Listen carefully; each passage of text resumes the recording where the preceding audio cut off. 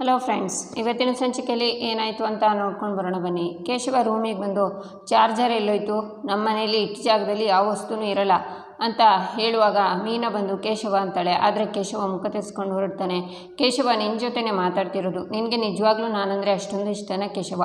ಆ ಶ್ರೀಕಂಠನ ಅಷ್ಟೊಂದೆಲ್ಲ ಹೊಡೆದೆ ಮಾವ ಬೇಡ ಬೇಡ ಅಂತಿದ್ರು, ಅವ್ರ ಮಾತನ್ನು ಮೀರಿ ಹೊಡಿತಿದ್ಯಲ್ಲೋ, ಅದನ್ನು ನೋಡಿ ನನಗೆ ಎಷ್ಟು ಖುಷಿ ಆಯಿತು ಗೊತ್ತಾ ಕೇಶವ?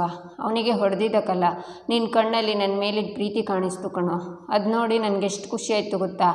ನನ್ನ ಉಸಿರಲ್ಲಿ ಉಸಿರಾಗಿರೋ ಮೀನನ್ನು ಕಿಡ್ನಾಪ್ ಮಾಡಿದವನ್ನ ಸುಮ್ಮನೆ ಬಿಡಲ್ಲ ಅಂತ ಹೇಳಿದೆಯಲ್ಲ ಕೇಶವ, ಅದನ್ನು ಕೇಳಿದಾಗ ನಾನು ಅಲ್ಲೇ ಸತ್ತು ಹೋದರೂ ಪರವಾಗಿಲ್ಲ ಅಂತ ಅನ್ನಿಸ್ತು ಕಣೋ. ನೀನು ಆ ಒಂದು ಮಾತು ನನಗೆ ಎಷ್ಟು ತೃಪ್ತಿ ಕೊಡ್ತು ಗೊತ್ತಾ ಕೇಶವ? ಅಲ್ಲ ಕೇಶವ, ನನ್ನ ಮೇಲೆ ಇಷ್ಟೊಂದು ಪ್ರೀತಿ ಇಟ್ಕೊಂಡಿದ್ಯಾ, ಆದರೂ ಯಾಕೋ ಕೋಪದ ಪರದೆನ ಹೇಳ್ಕೊಂಡಿದ್ಯಾ? ಆ ಪ್ರೀತಿ ತೋರಿಸೋದಕ್ಕೇನು ನಿನಗೆ? ಇನ್ನು ಯಾವ ಬಿಗುಮಾನ ನಿನಗೆ ಅಡ್ಡ ಬರ್ತಾ ಇರೋದು? ಮಾತಾಡು ಕೇಶವ ಅಂತಾಳೆ ಮೀನಾ. ನೀನು ತಿಳ್ಕೊಂಡಿರೋ ತರಹ ಏನೂ ಇಲ್ಲ, ಆ ಜಾಗದಲ್ಲಿ ಬೇರೆ ಯಾರೇ ಇದ್ದಿದ್ರೂ ನಾನು ಹಾಗೇ ಮಾಡ್ತಿದ್ದೆ ಅಷ್ಟೇ ಅಂತಾನೆ ಕೇಶವ. ಆದರೆ ಉಸಿರಲ್ಲಿ ಉಸಿರಾಗಿರೋ ಮೀನಾ ಅಂತ ಹೇಳಿದ್ಯಲ್ಲ ಕೇಶವ, ಆ ಜಾಗದಲ್ಲಿ ಬೇರೆ ಯಾರೇ ಇದ್ದಿದ್ರೂ ಅದೇ ಮಾತು ಹೇಳ್ತಿದ್ಯಾ ಅಂತಾಳೆ ಮೀನಾ. ಚಾರ್ಜರ್ ಎಲ್ಲೋಯ್ತು, ಎಷ್ಟು ಹುಡುಕಿದ್ರೂ ಸಿಗ್ತಾನೆ ಇಲ್ಲ ಛೇ ಅಂತಾನೆ ಕೇಶವ. ಸಿಗದೇ ಇರೋದನ್ನು ಹುಡುಕ್ಬಾರ್ದು ಕೇಶವ, ಜೊತೆಲಿರೋದನ್ನು ಕಳ್ಕೊಬೇಡ. ಹೇಗೂ ನಾವು ಒಬ್ರಿಗೊಬ್ರು ಸಿಕ್ಕಿದ್ದೀವಿ, ನಮ್ಮಿಬ್ಬರ ಮಧ್ಯೆ ಸಾವಿರ ಕೋಪ ಮುನ್ಸು ಇದೆಲ್ಲ ಬಂದು ಹೋಗ್ತಾ ಇರುತ್ತೆ, ಆದರೆ ಅಂತರ ಸೃಷ್ಟಿ ಮಾಡಬಾರ್ದು ಕೇಶವ. ಯಾಕೋ ಕೇಶವ ಇನ್ನೂ ಏನು ಮಾತಾಡ್ತಿಲ್ಲ, ಏನಾದರೂ ಮಾತಾಡು ಅಂತ ಹೇಳ್ತಾಳೆ ಮೀನಾ. ಆಫೀಸಿಗೆ ಹೋಗಬೇಕಾದ್ರೆ ಹುಷಾರು, ಏನಾದರೂ ಸಮಸ್ಯೆ ಆದರೆ ನನಗೆ ಫೋನ್ ಮಾಡು. ಮತ್ತೆ ಆ ಶ್ರೀಕಂಠ ತೊಂದರೆ ಕೊಡೋದಕ್ಕೆ ಬಂದರೆ ನೀನೇ ಮೊದಲಿನ ಥರ ಏನೋ ಮಾಡೋದಕ್ಕೆ ಹೋಗಬೇಡ, ನನಗೆ ಹೇಳು, ಅವನ ಗ್ರಹಚಾರ ಬಿಡಿಸ್ಬಿಡ್ತೀನಿ ಅಂತ ಕೇಶವ ಹೋಗ್ತಾನೆ. ಮೀನಾ ಖುಷಿಯಿಂದ ನನ್ನ ಹತ್ರ ಮಾತಾಡ್ಬಿಟ್ಟ, ನನಗೆಷ್ಟು ಖುಷಿ ಆಗ್ತಿದೆ, ನನ್ನ ಜೊತೆ ಮಾತಾಡ್ದೆ ಎಲ್ಲಿ ಹೋಗ್ತಾನೆ, ಎಷ್ಟೇ ಆದರೂ ನಾನು ಮೀನಾ ಅಂತಾಳೆ ಮೀನಾ. ಈಚೆ ಸೂರ್ಯಕಾಂತ್ ಮನೇಲಿ ಎಲ್ಲರೂ ಹಾಲ್ನಲ್ಲಿರ್ತಾರೆ. ಶ್ರೀಕಂಠ ಏನೋ ಇದು ಮೀನಾ ಮತ್ತು ಅಮೂಲ್ಯನ ನೀನು ಕಿಡ್ನಾಪ್ ಮಾಡಿಸ್ದ, ಯಾಕೋ ಇಂಥ ಕೀಳ್ಮಟ್ಟಕ್ಕೆ ಇಳಿಬಿಟ್ಟೆ ನೀನು ಅಂತಾರೆ ಕಲಾವತಿ. ಅಕ್ಕ, ನನ್ನ ಮಗ ಒಬ್ಬನೇ ತಪ್ಪು ಮಾಡಿದ್ದಾನೆ ಅನ್ನೋ ರೀತಿಲಿ ಮಾತಾಡಬೇಡಿ. ಯಾಕೆ ನಿಮ್ಮ ಮಗಳು ತಪ್ಪು ಮಾಡಿಲ್ವಾ? ಶತ್ರು ಮನೆ ಹುಡುಗನ ಜೊತೆ ಓಡಿ ಹೋಗಿ ಮದುವೆ ಮಾಡ್ಕೊಂಡಿಲ್ವಾ? ಹಳ್ಳಕ್ಕೆ ಬಿದ್ದಾಗ ಆಳ್ಗೊಂದು ಕಲ್ಲು ಅನ್ನೋ ಹಾಗೆ ನನ್ನ ಮಗ ಮಾಡಿರೋ ಸಣ್ಣ ತಪ್ಪಿಗೆ ಎಲ್ಲರೂ ಸೇರಿಕೊಂಡು ಮುಸಿ ಹೊಡೆಯೋಕ್ಕೆ ನೋಡ್ತೀರಾ ಅಂತಾರೆ ಇಂದಿರಾ. ಇಷ್ಟು ದಿನ ನೀನು ಹೇಳ್ತಿದ್ದೆ ಅಮೂಲ್ಯನಿಂದನೇ ಶ್ರೀಕಂಠನ ಜೀವನ ಹಾಳಾಗ್ತಿದೆ ಅಂತ, ಆದರೆ ಈಗೇನಾಯಿತು? ಅವನ ಮುಖಕ್ಕೆ ಅವನೇ ಮಸಿ ಬಳ್ಕೊಂಡಿದ್ದಾನೆ, ಈಗೇನು ಹೇಳ್ತೀಯ? ಮಾತಾಡು ಇಂದಿರಾ ಅಂತಾರೆ ಅಜ್ಜಿ. ಸಾಕು ನಿಲ್ಸಮ್ಮ, ಮೊದಲೇ ನಾವು ಸಂಬಂಧ ಮುಗ್ದೋಯ್ತು ಅಂತ ಬೇಜಾರಲ್ಲಿದ್ದೀವಿ, ಗಾಯದ ಮೇಲೆ ಮತ್ತೆ ಬರೀ ಹೇಳಿಬೇಡ ನೀನು ಅಂತಾರೆ ಚಂದ್ರಕಾಂತ್. ಏಯ್, ಶ್ರೀಕಂಠಕ್ಕೆ ಅಂದು ಏನೋ ಪ್ರಯೋಜನ? ಅನ್ಬೇಕಾಗಿರೋದು ನೀವಿಬ್ಬರೇ ಅವನ ಮನಸ್ಸಲ್ಲಿ ದ್ವೇಷ ಬಿತ್ತಿರೋದು ಅಂತಾರೆ ಅಜ್ಜಿ ಸಾಕು ನಿಲ್ಲಿಸ್ತೀಯಾ? ನಾನೇನು ಮಾಡಬಾರ್ದನ್ನು ಮಾಡಿದ್ದೀನಿ ಅಂತ ಇಷ್ಟೊಂದು ಮಾತಾಡ್ತಿದ್ಯಾ ಅಂತಾನೆ ಶ್ರೀಕಂಠ. ನಂದೇನು ತಪ್ಪೇ ಇಲ್ಲ ಅನ್ನೋ ಭ್ರಮೇಲಿದೆಯಾ ಕಣು ನೀನು ಅಂತಾರೆ ಅಜ್ಜಿ. ಬೇಡ ಅಜ್ಜಿ ಅನ್ನೋ ಒಂದೇ ಒಂದು ಕಾರಣಕ್ಕೆ ಸುಮ್ಮನೆ ಇದ್ದೀನಿ, ಇಲ್ಲ ಅಂದರೆ ಕತೆನೇ ಬೇರೆ ಅಂತಾನೆ ಶ್ರೀಕಂಠ. ಏಯ್, ಇದೆಲ್ಲ ನನ್ನ ಹತ್ರ ಇಟ್ಕೊಬೇಡ ಕಣೋ, ಕಪಾಳಕ್ಕೆ ಬಾರಿಸ್ಬಿಡ್ತೀನಿ ಅಂತಾರೆ ಅಜ್ಜಿ. ನೋಡಿ ದೊಡ್ಡಪ್ಪ, ನೋಡಿ ಅಜ್ಜಿ ಹೇಗೆ ಮಾತಾಡ್ತಿದ್ದಾರೆ ಅಂತ. ನಾನೇನು ತಪ್ಪು ಮಾಡಿದೆ? ಆ ನಂದನ ಮಗನ ಮದುವೆ ನಿಲ್ಲಿಸ್ಬೇಕಾಗಿತ್ತು, ಅದಕ್ಕೆ ಹಾಗೆ ಮಾಡಿದೆ ಅಂತಾನೆ ಶ್ರೀಕಂಠ. ಆಗ ಸೂರ್ಯಕಾಂತ್ ಶ್ರೀಕಂಠನ ಕೆನ್ನೆಗೆ ಬಾರಿಸ್ತಾರೆ. ದೊಡ್ಡಪ್ಪ ಅಂತಾನೆ ಶ್ರೀಕಂಠ. ಏಯ್ ಸಾಕು, ಮುಚ್ಚು ಬಾಯಿ. ಎಲ್ಲರ ಎದುರುಗಡೆ ನಾನು ತಲೆ ತಗ್ಗಿಸೋ ಹಾಗೆ ಮಾಡ್ದಲ್ಲ, ಇದೇನು ಮೊದಲನೇ ಸಲ ಅಲ್ಲ, ಪ್ರತಿ ಸಲ ಏನಾದರೂ ಎಡವಟ್ಟು ಮಾಡೇ ಮಾಡ್ತೀಯ. ಆ ನಂದನ ಎದುರುಗಡೆ ನಾನು ತಲೆ ತೆಗೆಸೋ ಹಂಗೆ ಮಾಡಿದ್ದೀಯ, ಯಾಕೋ ಬೇಕಿತ್ತು ಇದೆಲ್ಲ ಅಂತಾರೆ ಸೂರ್ಯಕಾಂತ್. ದೊಡ್ಡಪ್ಪ, ಆ ಮೀನಾ ಅಮೂಲ್ಯನ ಕಿಡ್ನಾಪ್ ಮಾಡಬೇಕು ಅಂತ ನಾನು ಅಂದ್ಕೊಂಡಿರಲಿಲ್ಲ. ಮದುವೆ ಹೆಣ್ಣನ್ನು ಕಿಡ್ನಾಪ್ ಮಾಡಿದರೆ ಮದುವೆ ನಿಲ್ಲುತ್ತೆ ಅಂತ ನಾನು ಅಂದ್ಕೊಂಡಿದ್ದೆ, ಆದರೆ ನಮ್ಮ ಹುಡುಗರು ಕನ್ಫ್ಯೂಸ್ ಮಾಡಿಕೊಂಡು ಮೀನಾ ಅಮೂಲ್ಯನ ಕಿಡ್ನಾಪ್ ಮಾಡಿದರೆ ನಾನೇನು ಮಾಡಲಿ ದೊಡ್ಡಪ್ಪ ಅಂತಾನೆ ಶ್ರೀಕಂಠ. ಯಾರನ್ನೇ ಆದರೂ ನೀನು ಕಿಡ್ನಾಪ್ ಮಾಡಿದ್ದು ತಪ್ಪು ಶ್ರೀಕಂಠ, ನಾನು ಹೇಳಿದ್ನ ಈ ಕೆಲಸ ಮಾಡು ಅಂತ ಅಂತಾರೆ ಸೂರ್ಯಕಾಂತ್. ಹೇಳಿಲ್ಲ ದೊಡ್ಡಪ್ಪ, ಆ ನಂದ ಮಾಧವನ ಮದುವೆ ಮಾಡಿ ಗೆದ್ದುಬಿಡ್ತಾನೆ ಅಂತ ನೀವು ತಾನೇ ತಲೆ ಕೆಡಿಸ್ಕೊಂಡಿದ್ದು. ನಿಮ್ಮ ತಲೆ ಬಿಸಿ ಸ್ವಲ್ಪ ಉಗುರ ಆಗಲಿ ಅಂತ ನಾನು ಈ ಥರ ಮಾಡಿದೆ. ನಾನು ಮಾಡಿದ್ದು ನಿಮಗೆ ತಪ್ಪು ಅನಿಸಿದರೆ ನಾನೇನು ಮಾಡೋಕ್ಕಾಗಲ್ಲ ಅಂತಾನೆ ಶ್ರೀಕಂಠ. ನನಗೆ ಜವಾಬು ಕೊಡ್ತೀಯ ನೀನು ಅಂತ ಮತ್ತೆ ಶ್ರೀಕಂಠನಿಗೆ ಸೂರ್ಯಕಾಂತ್ ಹೊಡಿತಾರೆ. ಆಗ ಚಂದ್ರಕಾಂತ್, ಅಣ್ಣ, ನನ್ನ ಮಗನ ಮೈ ಮೇಲೆ ಇನ್ನು ಒಂದೇ ಒಂದು ಏಟು ಬಿದ್ದರೂ ಪರಿಣಾಮ ನೆಟ್ಟಗಿರಲ್ಲ ಅಂತಾರೆ ಚಂದ್ರಕಾಂತ್. ಈಚೆ ವಲ್ಲಭ ರೂಮಲ್ಲಿ ಫೋನ್ ನೋಡ್ತಾ ಇರುವಾಗ ಅಮೂಲ್ಯ ಬಂದು, ವಲ್ಲಭ, ನಾನು ನಿನಗೆ ಏನೋ ಒಂದು ಕೇಳಲ್ಲ ಅಂತಾಳೆ. ಬೇಡ ಅಂದರೆ ಎದ್ದು ಹೋಗಿಬಿಡ್ತೀಯಾ ಹೇಳು ಅಂತಾನೆ ವಲ್ಲಭ. ಯಾವತ್ತೂ ಈ ಮನೆಗೂ ಆ ಮನೆಗೂ ಜಗಳ ಆದಾಗ ನೀನು ಫುಲ್ಲು ಉರ್ಕೊಂಡು ತೋಳು ಮಡ್ಚ್ಕೊಂಡು ಫೈಟ್ ಮಾಡೋಕ್ಕೆ ಬರ್ತಿದ್ದೆ, ಇವತ್ತೇನು ನಮ್ಮ ಅಣ್ಣಂಗೆ ಹೊಡಿಲೇ ಇಲ್ಲ, ಸುಮ್ಮನೆ ನಿಂತಿದ್ದೆ ಅಂತಾಳೆ ಅಮೂಲ್ಯ. ನಾನು ಹೊಡಿಬೇಕಾಗಿರೋದನ್ನು ಕೇಶವಣ್ಣ ಒಬ್ಬನೇ ಕೊಟ್ಬಿಟ್ನಲ್ಲ, ಅದಕ್ಕೆ ಆರಾಮಾಗಿ ಚಿಲ್ ಮಾಡಿದೆ. ಆಮೇಲೆ ಶ್ರೀಕಂಠ ಫಸ್ಟ್ ಟೈಮಲ್ಲಿ ಒಂದು ಒಳ್ಳೆ ಕೆಲಸ ಮಾಡಿದ್ದಾನೆ ಅಂತಾನೆ ವಲ್ಲಭ. ಒಳ್ಳೆ ಕೆಲಸನಾ ಅಂತಾಳೆ ಅಮೂಲ್ಯ. ಆ ಶ್ರೀಕಂಠ ನಿನ್ನ ಕಿಡ್ನಾಪ್ ಮಾಡಿದ್ದು ಅದೇನು ಗುಡ್ ನ್ಯೂಸ್ ಗೊತ್ತಾ? ಅವನು ಒಂಥರ ನನ್ನ ಬ್ರದರ್ ಇದ್ದಂಗೆ, ಅವನ ಮುಖಕ್ಕೆ ಒಂದು ಮುತ್ತು ಕೊಡಬೇಕು ಅಂತ ನಗ್ತಾನೆ ವಲ್ಲಭ. ಆಗ ಅಮೂಲ್ಯ ಅವನ ಬೆಡ್ಡಿಂದ ತಳ್ತಾಳೆ. ಕೆಳಗೆ ಬಿದ್ದ ವಲ್ಲಭ, ಅಮ್ಮ ಅಂತ ಏನಾಯ್ತು ನಿನಗೆ ಅಂತಾನೆ. ಮತ್ತಿನ್ನೇನು, ನನ್ನನ್ನು ಯಾರಾದರೂ ಕಿಡ್ನಾಪ್ ಮಾಡಿದರೆ ನಿನಗದು ಗುಡ್ ನ್ಯೂಸಾ? ನಿಜ ಹೇಳು ಅಂತಾಳೆ ಅಮೂಲ್ಯ. ಆ ಕಾಟ ಕೊಟ್ಟು ಇಲ್ಲಿನ ಹಿಡಿದು ಬೋನ್ ಒಳಗೆ ಹಾಕ್ತಾರಲ್ಲ, ಆವಾಗ ಎಲ್ರಿಗೂ ಶಾಂತಿ ನೆಮ್ಮದಿ ಸಿಗುತ್ತಲ್ಲ, ಅದೇ ನನಗೆ ಸಿಗ್ತಿರೋದು ಅಂತಾನೆ ವಲ್ಲಭ.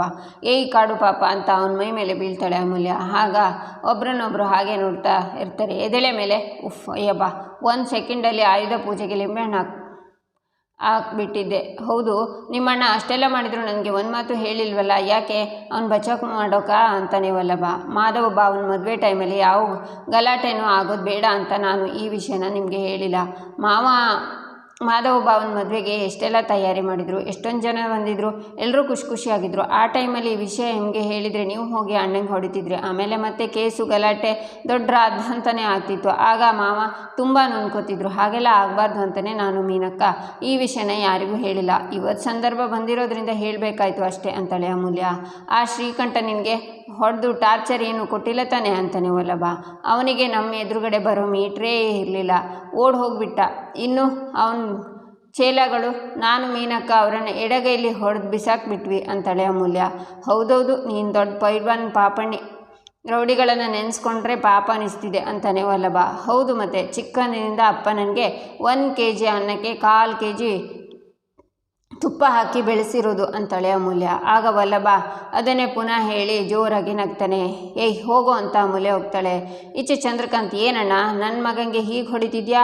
ಅವ್ನು ಮಾಡಿ ತಪ್ಪು ಅಂತಿದ್ಯಾ?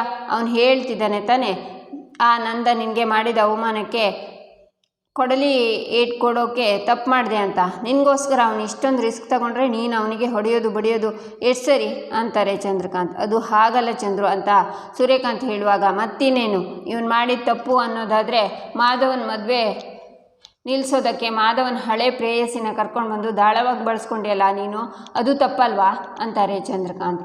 ನಾವೇನೋ ಮಾಡಿದ್ರು ಅದನ್ನು ಎದುರಿಸೋ ಶಕ್ತಿ ನಮಗಿದೆ, ಶ್ರೀಕಂಠ ಇನ್ನೂ ಚಿಕ್ಕವನು ಅಂತಾರೆ ಸೂರ್ಯಕಾಂತ್. ಸಾಕು ಸುಮ್ಮನಿರಿ ಬಾವ, ಬೈಯೋವರೆಗೂ ಬೈದು ಹೊಡೆಯೋವರೆಗೂ ಹೊಡೆದು ಈಗ ನನ್ನ ಮಗ ಚಿಕ್ಕವನಾದ ಅಲ್ವಾ ನಿಮಗೆ? ನನ್ನ ಮಗನ ಮದುವೆ ಮಾಡೋ ಯೋಗ್ಯತೆ ಯಾರಿಗೂ ಇಲ್ಲ, ಆದರೂ ಅವ್ನು ನಿಮ್ಮ ಕಣ್ಣಿಗೆ ಚಿಕ್ಕವನಾಗಿ ಕಾಣಿಸ್ತಿದ್ದಾನೆ ಅಂತಾರೆ ಇಂದಿರಾ. ಅವರಿಬ್ಬರು ಅಣ್ಣ ತಮ್ಮಂದರು, ಅವ್ರು ಇವತ್ತು ಜಗಳ ಆಡ್ತಾರೆ, ನಾಳೆ ಒಂದಾಗ್ತಾರೆ, ಅವ್ರ ಮಧ್ಯೆ ಹೋಗೋ ಅಧಿಕಾರ ಯಾರಿಗೂ ಇಲ್ಲ. ಅದೇನೋ ಹೇಳ್ದೆಯಲ್ಲ, ಶ್ರೀಕಂಠನ ಮದುವೆ ಮಾಡೋ ಯೋಗ್ಯತೆ ಯಾರಿಗೂ ಇಲ್ಲ ಅಂತ, ಆ ಮಾತನ್ನು ವಾಪಸ್ ತಗೋ. ಇವತ್ತು ಹೆಣ್ಣಿನ ಕಡೆಯವರು ವಾಪಸ್ ಹೋಗೋದಕ್ಕೆ ಶ್ರೀಕಂಠನೇ ಕಾರಣ, ಅವನು ಮಾಡಿರೋ ಕಿಡ್ನಾಪೇ ಕಾರಣ ಅಂತಾರೆ ಕಲಾವತಿ. ಹೌದಕ್ಕ, ಆದರೆ ಅವತ್ತು ಬಂದಿರೋ ಸಂಬಂಧ ಮುರಿಯೋಕ್ಕೆ ನಿಮ್ಮ ಮಗಳು ತಾನೇ ಕಾರಣ ಬಾವ, ನಿಮ್ಮ ಮಗಳು ತಾನೇ ಬಾವ, ಹೇಳಿ ಬಾವ ಅಂತಾಳೆ ಇಂದಿರಾ. ನಾನು ನಮ್ಮ ಅಣ್ಣನ ಜೊತೆ ಮಾತಾಡ್ತಿದ್ದೀನಿ, ಮಧ್ಯದಲ್ಲಿ ಮಾತಾಡಬೇಡ, ಬಾಯಿ ಮುಚ್ಕೊಂಡು ನಿಂತ್ಕೊ ಅಂತಾರೆ ಚಂದ್ರಕಾಂತ್. ಚಂದ್ರು, ನಾನು ಹೇಳೋದನ್ನು ಸಮಾಧಾನವಾಗಿ ಕೇಳಿಸ್ಕೊ. ಶ್ರೀಕಂಠ ಕಿಡ್ನಾಪ್ ಅದು ಇದು ಅಂದರೆ ಅವನಿಗೆ ತಾನೇ ಕಷ್ಟ, ಅವನಿಗೆ ತಾನೇ ಕೆಟ್ಟ ಹೆಸರು. ಇವತ್ತು ಯಾರಿಗೆ ಅವಮಾನ ಆಯಿತು ಅವನಿಗೆ ತಾನೇ, ಯಾರಿಗೆ ನಷ್ಟ ಆಯಿತು ಅವನಿಗೆ ತಾನೇ ಅಂತಾರೆ ಸೂರ್ಯಕಾಂತ್. ನನ್ನ ಮಗನಿಗೆ ಅವಮಾನ ಆಯಿತು ಅಂತ ನಿನಗೆ ಈಗ ಅನ್ನಿಸ್ತಿದ್ಯಾ ಅಣ್ಣ? ಆಗಲೇ ಆ ನಂದನ ಮಗ ಕೇಶವ ಎಲ್ಲರ ಮುಂದೆ ಶ್ರೀಕಂಠಂಗೆ ಹೊಡಿತಿದ್ರೆ ಏನು ಮಾತಾಡದೆ ಸುಮ್ಮನೆ ನಿಂತಿದ್ಯಲ್ಲಣ್ಣ ನೀನು? ಆಗ ನಿನಗೆ ಅರ್ಥ ಆಗಲಿಲ್ವಾ ಶ್ರೀಕಂಠಗೆ ಅವಮಾನ ಆಗ್ತಿದೆ ಅಂತ? ತಡಿಬೇಕು ಅಂತ ಅನಿಸ್ಲಿಲ್ವಾ ಅಣ್ಣ ನಿನಗೆ ಅಂತಾರೆ ಚಂದ್ರಕಾಂತ್.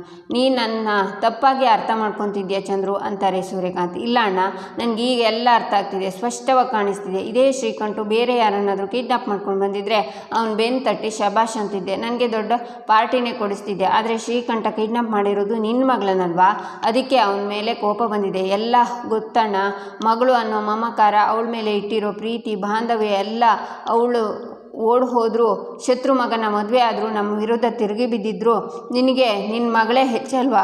ಸೂಪರ್, ಅದ್ಭುತ ಅಂತಾರೆ ಚಂದ್ರಕಾಂತ್. ಏನೇನೋ ಮಾತಾಡಬೇಡ, ಅಂಥದ್ದೆಲ್ಲ ಏನೂ ಇಲ್ಲ ಚಂದ್ರು ಅಂತಾರೆ ಸೂರ್ಯಕಾಂತ್. ಹಾಗಿದ್ರೆ ಆ ನಂದನ್ ಮನೆಯವರು ಶ್ರೀಕಂಠನ ಛೀ ಅಂತ ಉಗಿಬೇಕಾದ್ರೆ ಏನಣ್ಣ ಮಾಡಿದೆ ನೀನು? ಸುಮ್ಮನೆ ನಿಂತಿದ್ದೆ. ಹೆಣ್ಣಿನ ಮನೆಯವರು ಈ ಸಂಬಂಧ ಬೇಡ ಅಂತ ಹೋಗ್ತಿದ್ರೆ ಏನಣ್ಣ ಮಾಡಿದೆ ನೀನು? ಆಗಲೂ ಸುಮ್ಮನೆ ನಿಂತಿದ್ದೆ, ಒಂದೇ ಒಂದು ಮಾತು ಆಡಿಲ್ಲ. ಯಾಕೆ ಹೇಳು? ಶ್ರೀಕಂಠ ಕಿಡ್ನಾಪ್ ಮಾಡಿದ್ದು ನಿನ್ನ ಮಗಳು ಅಮೂಲ್ಯನ, ಬಾಯಲ್ಲಿ ಮಾತ್ರ ಅಮೂಲ್ಯ, ಜ್ಯೋತಿ, ಶ್ರೀಕಂಠ ನಿನ್ನ ಮಕ್ಕಳೇ ಅಂತ ಹೇಳಿ ಸಂದರ್ಭ ಬಂದಾಗ ನಿನ್ನ ನಿಜ ಮುಖ ತೋರಿಸಿದ್ಯಲ್ಲಣ್ಣ ಅಂತಾರೆ ಚಂದ್ರಕಾಂತ್.